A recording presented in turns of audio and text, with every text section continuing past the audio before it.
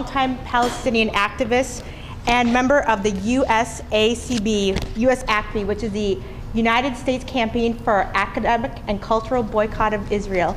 So if you please welcome Dr. Nada. Thank you.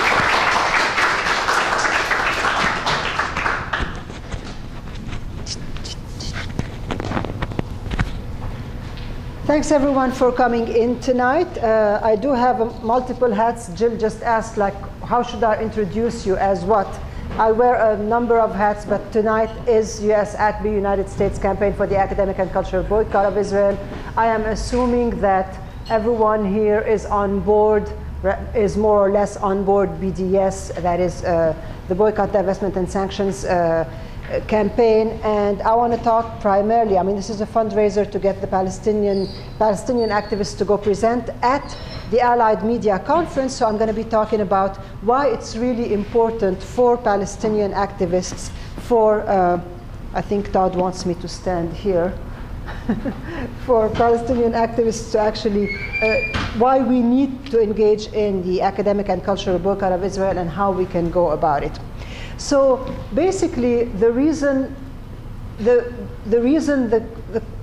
boycott of the cultural boycott of Israel is so important is because primarily we need to understand that the battlefront today, as it has always been, is not military, it is cultural.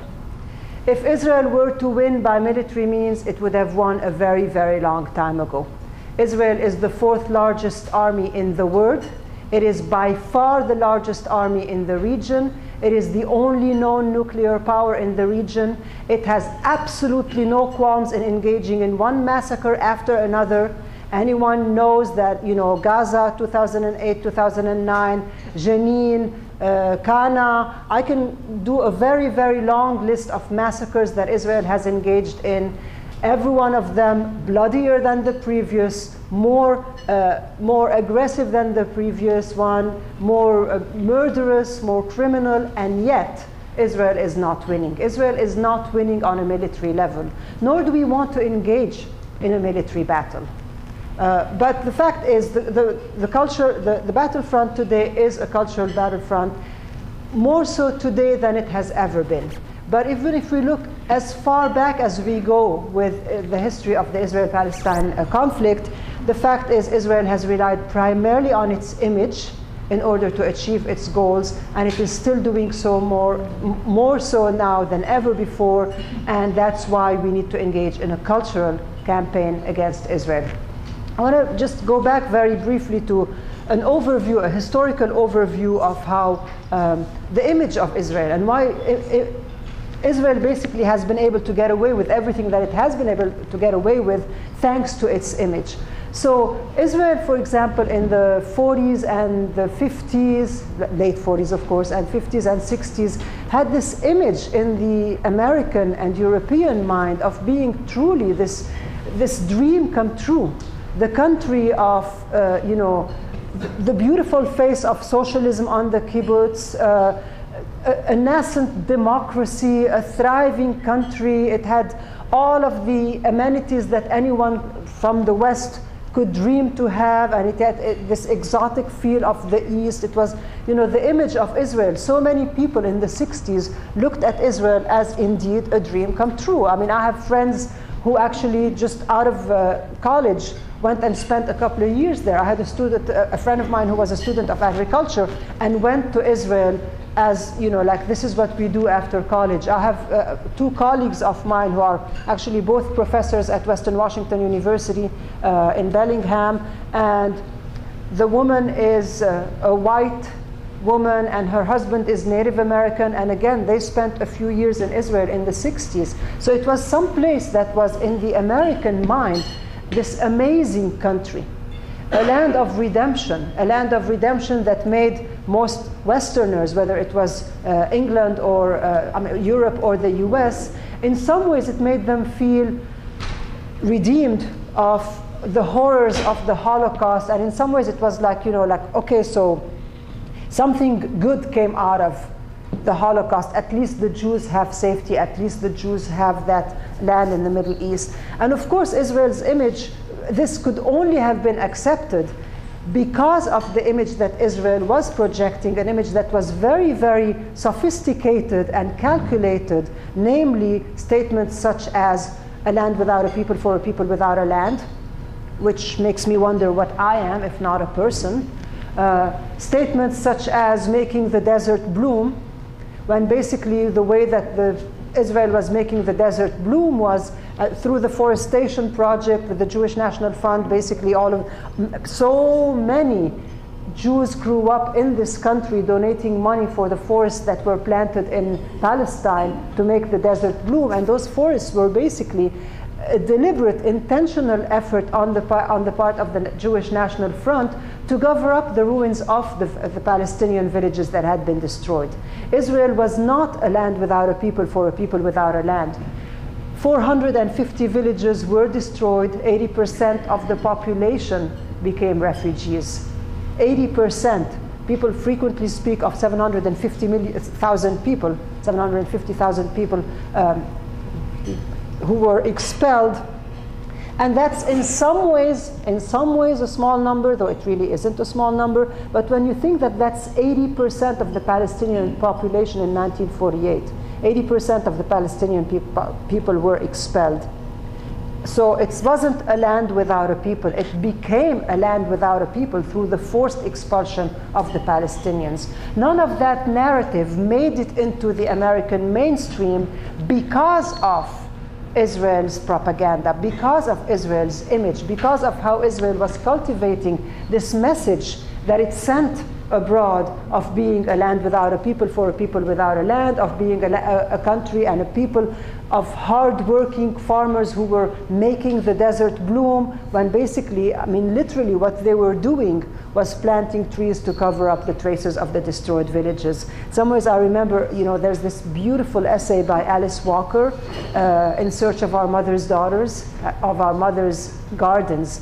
And Alice Walker, in the essay In Search of Our Mother's Gardens, speaks about how when she's walking in the South, she used to just enjoy day hikes and in the brush, and all of a sudden she would come across like a rose bush or daffodils or tulips, and she was so surprised because these are not native flowers and these did not spontaneously grow there. And what she found out through some research is that the slave women used to plant secret gardens and around the edges of the plantations, so the slave women who were dehumanized, possessed, raped, bred for their children, who were basically treated as non-human, nevertheless had this impulse of the most beautiful aspects of humanity. They actually created gardens. At the end of a long day of slavery, they created gardens. And so Alice Walker writes this essay about In Search of Our Mother's Gardens, which is one of the most moving essays that I've read in a long, long time. And the reason I bring it up is because just as Alice Walker was able to recover by walking through the South, she was able to recover the gardens that her ancestors had created.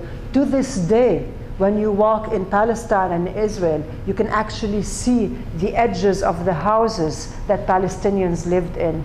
Usually the natural fence, the natural hedge that Palestinians had around their houses was cactuses, cacti.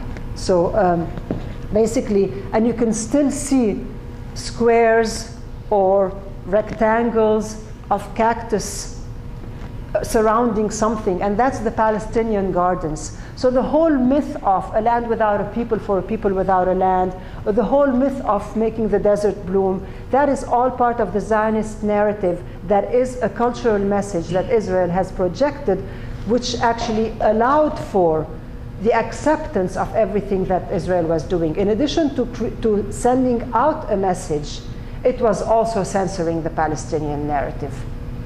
And it was censoring the Palestinian narrative by basically infiltrating any number of circles where a message would be sent and sending the Israeli message, the Zionist message.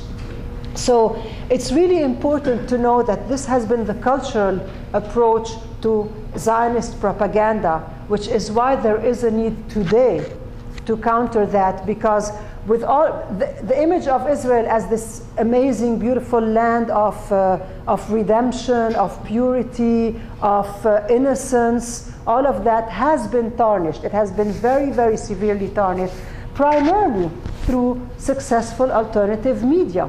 So that we still today on Fox News would get the idea that Israel is being attacked by the Palestinian terrorists. That's the mainstream media. However, we also know, not just those of us who are in this room, but a whole lot of people out there, millions of Americans out there, are also now getting the real narrative, and they are getting the real narrative through an alternative media. Which is why now, more than ever, Israel is actually trying to control the alternative media. Which is why it's important to engage in, to know about the cultural propaganda message that Israel is doing, and to try and stop that. So I'm going to tell you what Israel is doing and how we Palestinian activists who are engaged in cultural boycott are responding, and how we need to be responding. So some of the things that Israel is doing, I've got one YouTube. It actually trains Zionist activists, young Zionist activists. It trains them to edit Wikipedia, for example. And Wikipedia is the most used source of information in the world. I mean, I know that I look it up all the time. You know, it's like the easiest search to do. Look up something, Google it, whatever, you're going to get Wikipedia as one of the first things that show up, as one of the first search results. And Israel is actually training activists to do that. So this is one video, a very short video.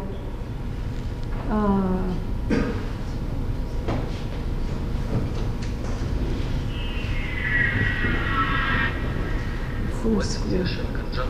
Oh, wait. Okay. First, we need more volume. And, okay. My Israel has arranged instruction day for wiki editors. The goal of the day is to teach people how to edit in Wikipedia, which is the #1 source of information today in the world.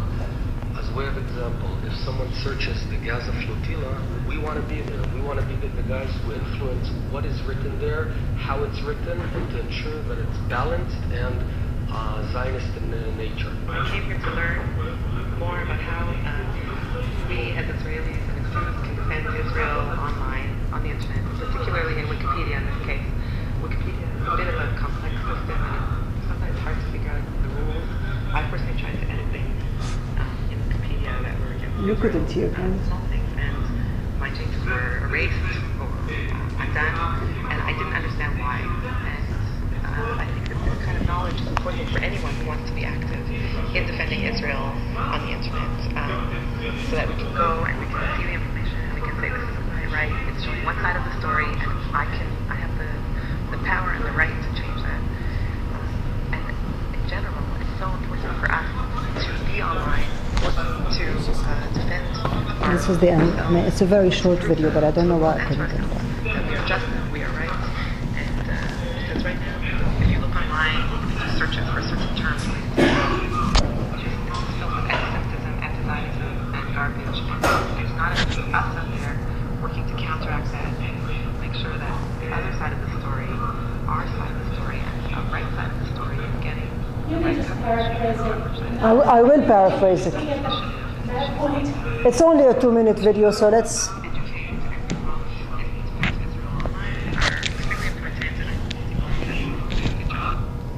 Okay.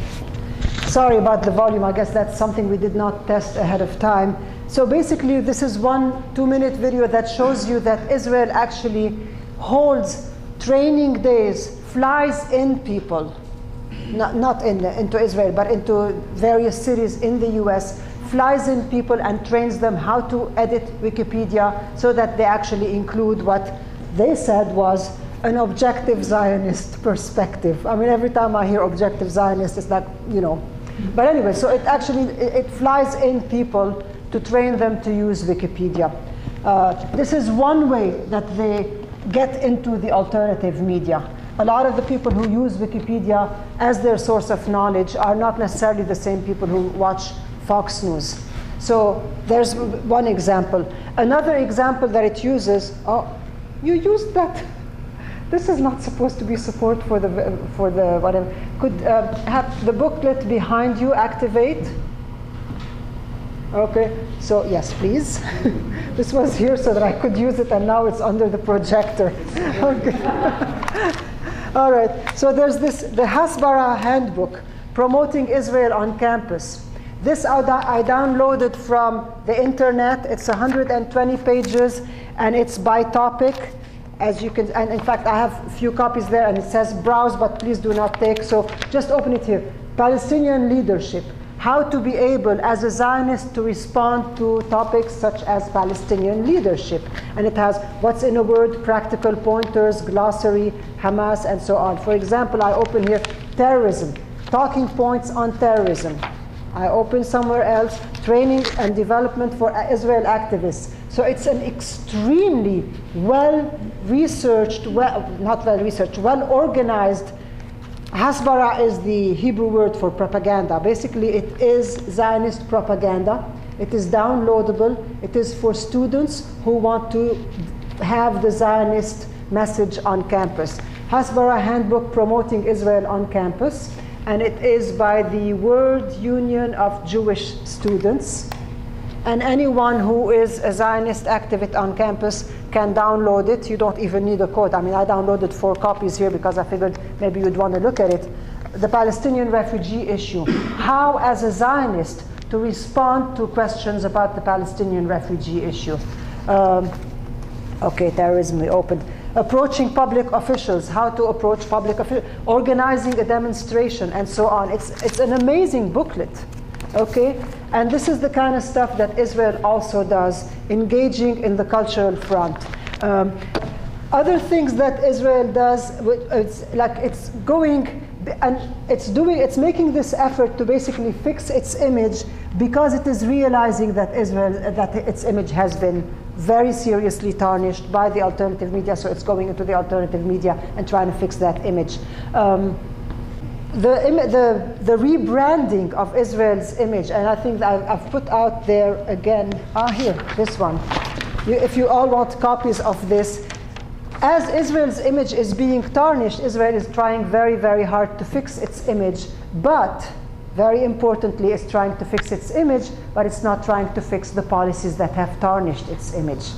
So that every time there's a massacre, there's a renewed push on the part of Israel to fix its image, to send out more propaganda, to send out more cultural ambassadors, and I'll tell you in a minute what cultural ambassadors are, rather than to say, okay, you know what, we are accused of violation of human rights, and our image is very badly damaged by the fact that we are violating human rights. Okay, let's fix that.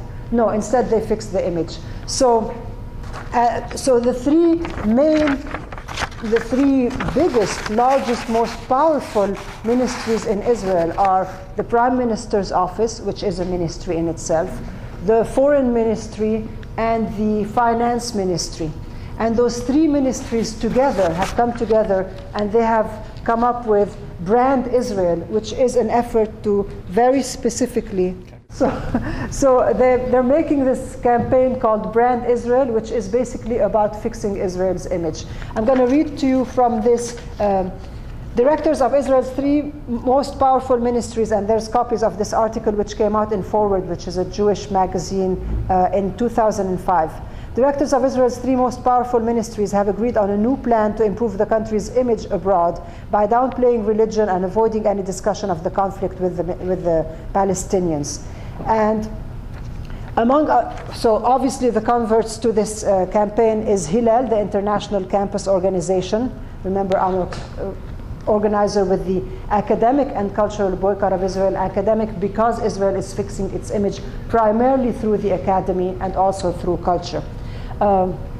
So this is a new approach, and they're basically sending cultural ambassadors to make Israel look all pretty again. So some of the cultural ambassadors that it's sending are artists. Some of the finest artists in Israel are being sent as cultural ambassadors, which is a very specific term that Israel has created, which is basically go and represent the country, go and represent the beautiful face of the country, go and present a face of the country that is so artistic, so refined, so sophisticated that people will ignore some of the crimes that we are engaging in.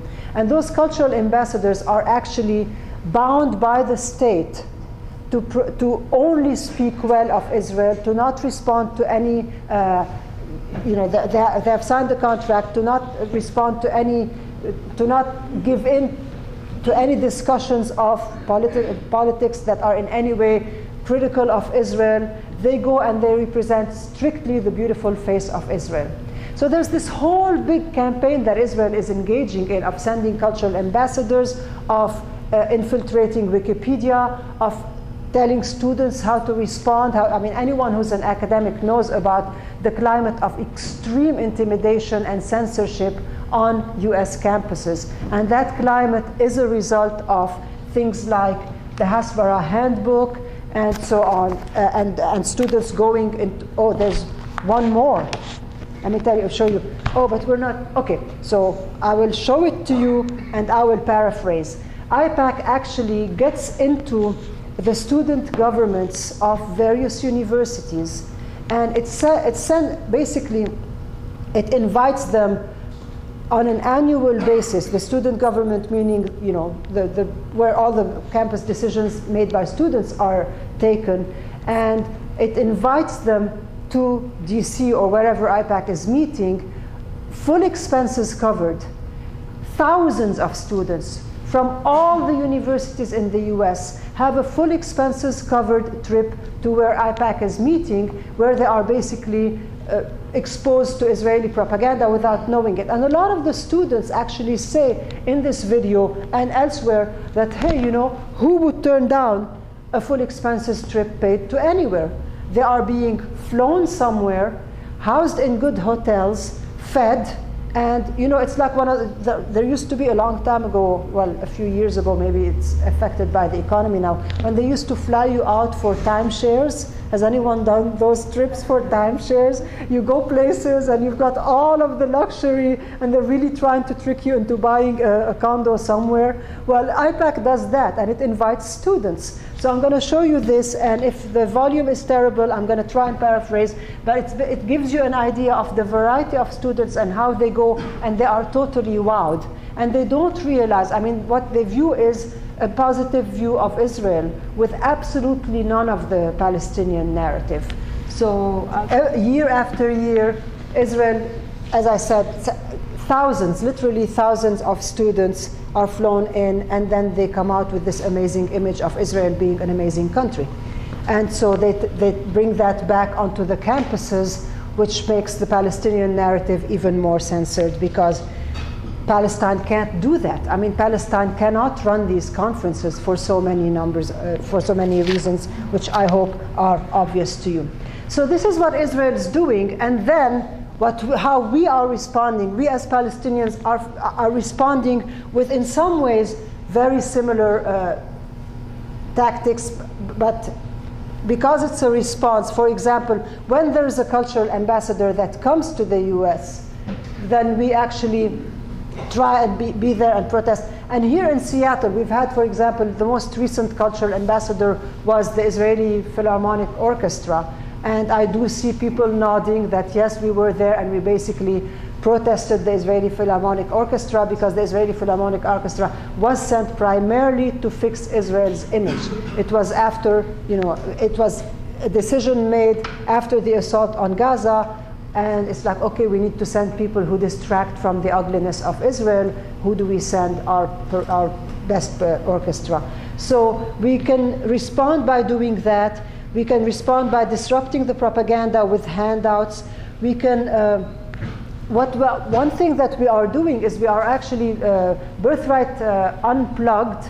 Birthright Unplugged actually runs what is called boycott compatible tours to Palestine and Israel, where basically for those people who really absolutely insist on going, there's Birthright Unplugged, and it takes you within Israel, within Palestine, 48 Palestine, and it takes you to the places where you can actually see the traces of the dispossession, of the expulsion, of the ethnic cleansing that has happened.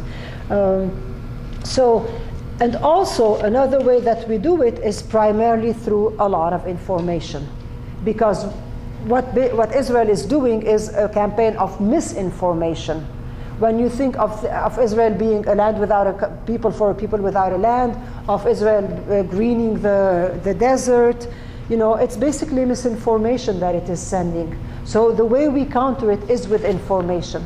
And that information requires that we travel everywhere, that we, you know, here I'm making the pitch for the fundraiser. Nobody supports us when we travel.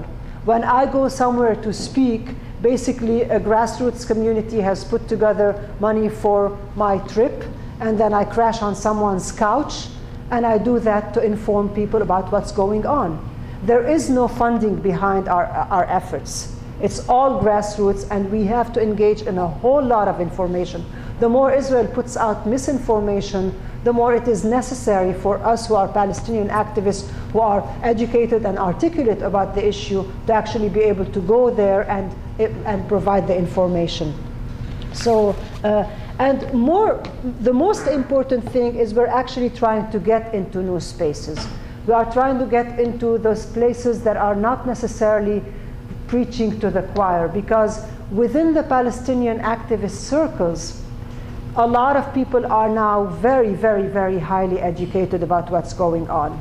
And there are still a lot of progressive circles within the US, left progressive circles, that still don't know much about Palestine. And those are the new spaces that we are now trying to reach into.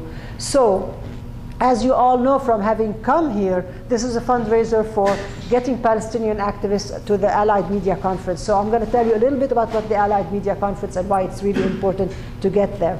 The Allied Media Conference is now in its 11th year. It is an annual meeting of young, tech-savvy activists who are totally into social media, alternative media, tweeting, Facebook. I mean, blogging is by now old school in social media. So the absolute latest alternative media. And every year, it actually started out in Ohio. The first 3 years were in Ohio, and every year since then, so for the past 7 years or so, it's been in Detroit, an annual gathering of the tech-savvy media activists who are tech-savvy media activists who are also progressive and leftist, but don't know much about Palestine. And so this year, actually last year, I proposed to the Allied Media Conference, I proposed a whole track, and a track in a conference means a series of coordinated workshops. So that if a conference is 3 days and you are interested in one particular topic, then you have a track that is 4 or 5 workshops that build on each other, and then you can follow that track. I proposed a track last year at the Allied Media Conference on Palestinian issues, so that people who are interested in all of these alternative forms of media would actually get an exposure to the Palestinian issues. And last year it was turned down. It was a shock to me that it was turned down, but it was. And so then, if you remember, last year, the US Social Forum was in Detroit, and it was back-to-back to the Allied Media Conference. So I was there, and I talked to the people at the Allied Media Conference, and I said, you know, how could you turn this down? And they're like, oh, well, you could come and speak. So anyway, so I gave them a hard time. And I proposed again this year, and this year I proposed a similar thing, a track meaning 5 workshops at the Allied Media Conference. And just in 1 year, I guess we had done enough work and activism and information and education and all of that. Our track was accepted this year. So this year at the Allied Media Conference, which is this super important meeting of activists who are tech savvy, the kind of people who would then create YouTubes that go viral, the kind of people who can get into Wikipedia and edit it, the kind of people who can create, set up blogs from, like, for example, one of the people has just returned from Palestine, where he was setting up in Palestine a network of bloggers, all Palestinian bloggers, so that if anything happens, we have a reliable source of information coming from Palestine. And I think with what's going on now in the Arab world, we know how important it is to actually get these news from people on the ground rather than through Fox or CNN, if you get it at all. So we're working on that.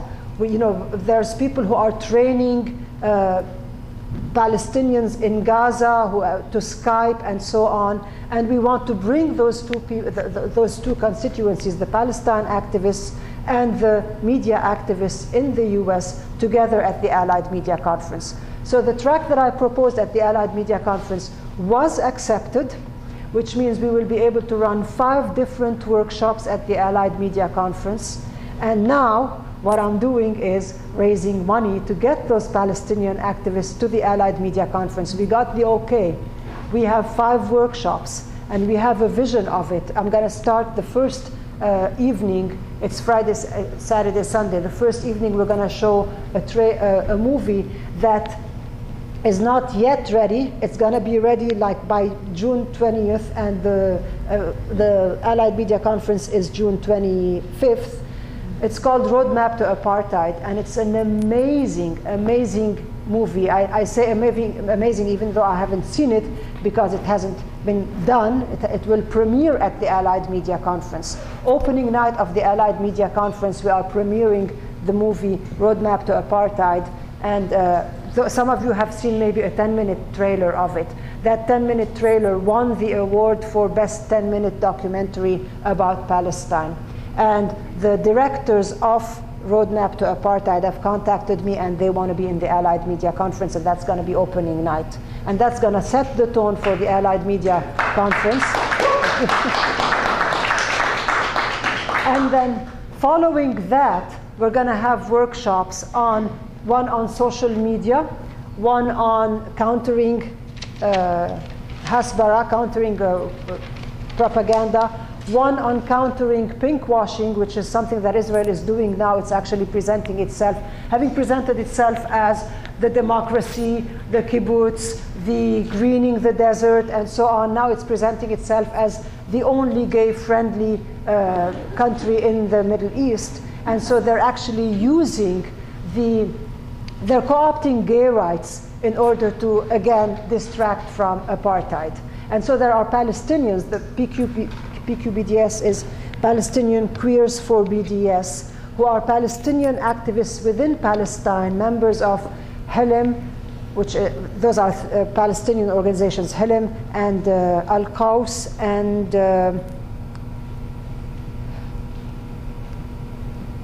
Aswat. Those are the 3 Palestinian queer organizations within Israel, and they are also going to be at the Allied Media Conference to say you cannot use gay rights, you cannot co-opt gay rights for Israeli propaganda purposes. So we're going to have Roadmap to Apartheid, we're going to have something on pinkwashing, something on propaganda, something on social media, and a closing session of networking and how to go forth. So I have the okay for the Allied Media Conference and 5 workshops. I have people who are interested in getting there. What we are trying to do is get them there, which is what this fundraiser is about. I'm sorry? Okay, so I have, I think you met Andrew Qadi. He's Palestinian and Egyptian, and he does social media. Dunya Alwan is the director, founder director of Birthright Unplugged, and also a member of PQBDS, Palestinian Queers for BDS. Mahdi Sabah is a member of PQBDS, Palestinian Queers for BDS. I am going there, but you're not here to support my going there. I can support myself getting there. I have the names. Rivka who is from PEP, Palestine Education Project. She's based in New York.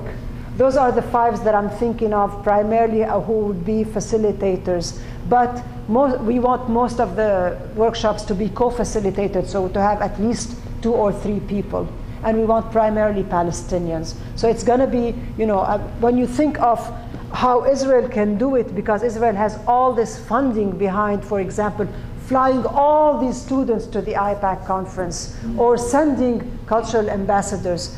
The people who are going to show Roadmap to Apartheid are, to this point, still fundraising for their film, which they promised me they will be premiering at the Allied Media Conference. So these are the people going, some of the people going, and the more we can bring in, the more there's going to be of a Palestinian presence at the AMC. And it's really important because we also want to be in all of the different workshops. I always say that we're trying to reach into new spaces and not preach to the choir. So we want to be a presence there of also tech-savvy people. I do not necessarily count myself as one of those, but who would basically be going to the different workshops so that whenever there's a workshop about one particular skill, we would be raising, and these are very interactive workshops, we would be raising the questions about how does this apply to Palestine, what are the intersectionalities, how can we do a blog about Palestine, who's going to help us set up this about Palestine. So we want to be really there and really visible as a presence, and we don't have to try and be very secretive about it, because we actually have a track which is 5 different workshops. So what I want to say is that basically it's been a struggle all along, and to me the fact that the Allied Media Conference has accepted is a huge victory, and we really are winning. But the more we win, the more also there is a backlash, and the more we have to be out there. So it's not going to be just the 5 of us.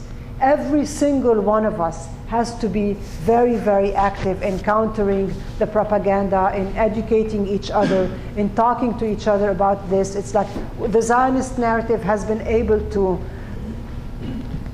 persist all along, all this time, despite all of the massacres, despite the violation of human rights, despite the violation of international law, because not enough of us have been speaking out. Those of us who knew it was wrong were in some ways self-censoring because of fear of the accusations of anti-Semitism. It is not anti-Semitic to demand human rights. And we've also been censored because Israel has infiltrated Wikipedia and infiltrated the campuses and basically gotten there. And it's not a matter of our pushing them out. It's a matter of our also being there. And once we are also there, we know what we're talking about. We know that we are in our rights. We know that when people get to see that perspective, they're going to say, yeah, this is what I've been wanting to hear all along. Because enough people by now are bothered by what's going on and still don't have the alternative narrative.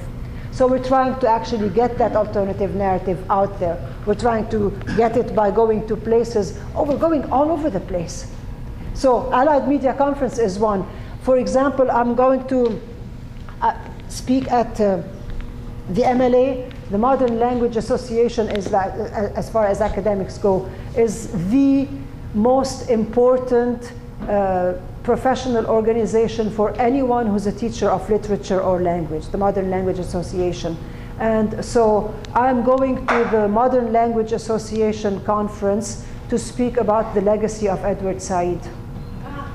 And of course, as I speak about the legacy of Edward Said, I'm going to speak about the fact that Edward Said, and I'm going to be promoting the cultural boycott, because Edward Said has founded in 1993, meaning before the call for boycott, he did found a joint orchestra with Daniel Barenboim, who is an Israeli, and it's called the East-West Diwan Orchestra, which basically brings in young Israelis and young Palestinians to join together in this orchestra.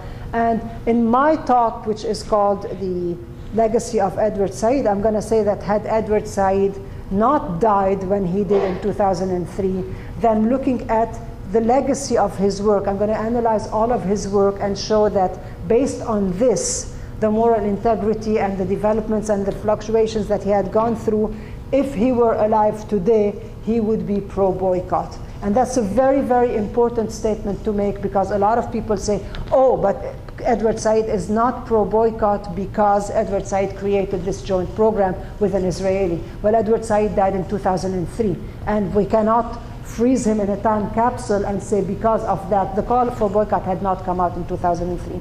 So that's one example of how we're going into all these different places, which is, I think, the way we're going to win. Another example is also a couple of weeks, it's maybe more than a couple of weeks now, there was the, actually I think it's funny that I even went there, the AAG, American Associations of Geographers, the annual conference of the American Association of Geographers.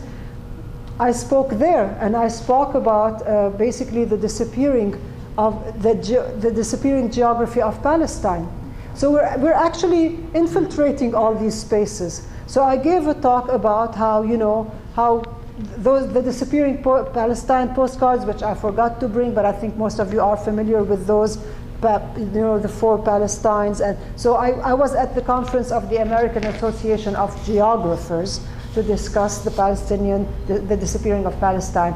There's a conference on the ASA, which is the American Studies Association. I'm not going to be there because there's going to be enough of Palestinian representation at the ASA about these things. So we're going into all these spaces that until now only had the Zionist narrative.